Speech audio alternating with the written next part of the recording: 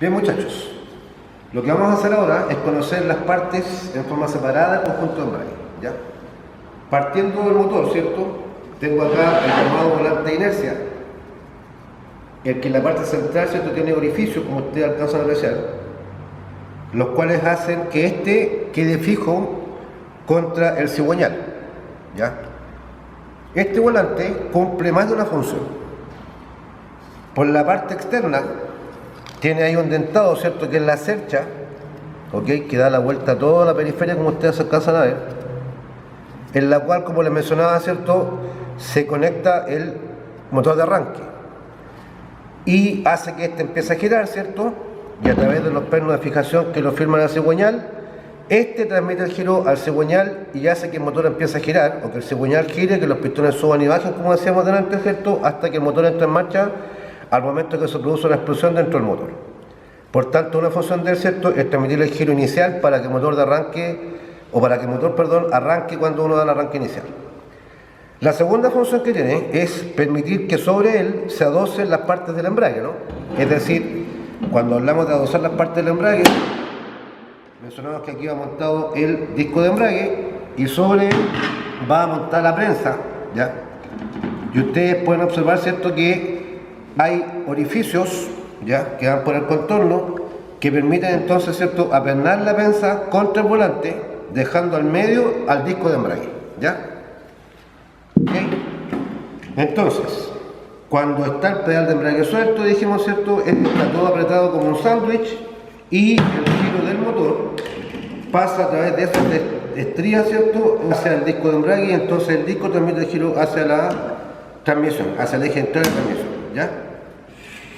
Y otro punto importante que también hay que mencionar, ahí está el conjunto armado, sería el rodamiento de empuje que se apoya acá arribita, ¿cierto?, que es el que se encarga de empujar o no a esta zona llamada abanico para que el conjunto se desembrague o se desacople, o bien, ¿cierto?, se aleja de él y hace que el conjunto se embrague, ¿cierto?, o se acople, ¿ya? Recuerden que si está el pedal de embrague suelto, el conjunto está embragado, hay un sándwich de partes acá, y si el conductor pisa el pedal de embrague, ¿cierto?, este rodamiento hace presión contra el abanico, libera el disco que está por debajo, ¿cierto?, y ahí el conjunto queda desembragado, ¿ya? Entonces, decíamos que el volante de inercia, por un lado, ¿cierto?, lo que hacía era permitir el arranque inicial del motor gracias a la cercha. Segunda función, permitir que sobre él se adosen las partes del embrague. Yo les comentaba a ustedes que esto tenía un apellido que se llamaba volante de inercia. Ahí está el apellido de inercia, ¿cierto? Porque recuerden que mencionamos que cuando el motor gira, dependiendo de la cantidad de cilindros que él tenga, cada cierta cantidad de grados, ¿cierto?, o de giro de cigüeñal, se producen las explosiones, ¿no? Por ejemplo, recuerden que un motor de 4 tiempos, ¿cierto?, requiere 2 vueltas de cigüeñal para que se realicen, ¿cierto?, los 4 procesos: admisión, compresión, explosión y escape. Y a la vez recuerden que lo que hace que el motor funcione son las explosiones, ¿no? Por tanto, si tenemos un motor de un cilindro o monocilíndrico, cada 2 vueltas de cigüeñal se produce un salto de chispa, ¿cierto? Por tanto, la fuerza necesaria para que el motor gire la guarda el volante de inercia. Él guarda la inercia suficiente para esperar que a la segunda vuelta de nuevo tengamos otra explosión. Si el motor es más grande, pasa, por ejemplo, un motor de 2 cilindros, ¿cierto?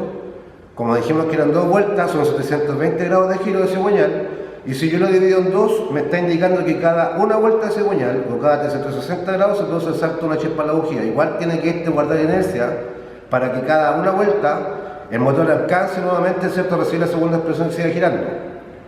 Cuando es de 4 cilindros, ¿cierto?, se produce el salto de chispa en la bujía cada media vuelta de cigüeñal. Por tanto, en esas medias vueltas, ¿cierto?, el que permite que el motor siga funcionando es el volante de inercia. Él guarda la inercia para pasar de una explosión a otra, ¿ya? Hoy día, en algunos modelos nuevos, ¿cierto?, yo les mostré a ustedes que nació un segundo volante que es igual a este, pero ya no es macizo, sino que este trae, ¿cierto?, 2 masas, ¿no? Por tanto, de ahí el nombre que sea bimasa, ¿ya? Por una parte, ¿cierto?, este también va pernado a catacito, ¿cierto?, al cigüeñal, al motor. Ahí también tengo la misma cercha, ¿cierto?, que tenía el volante que vimos acá, por tanto también le da el arranque inicial.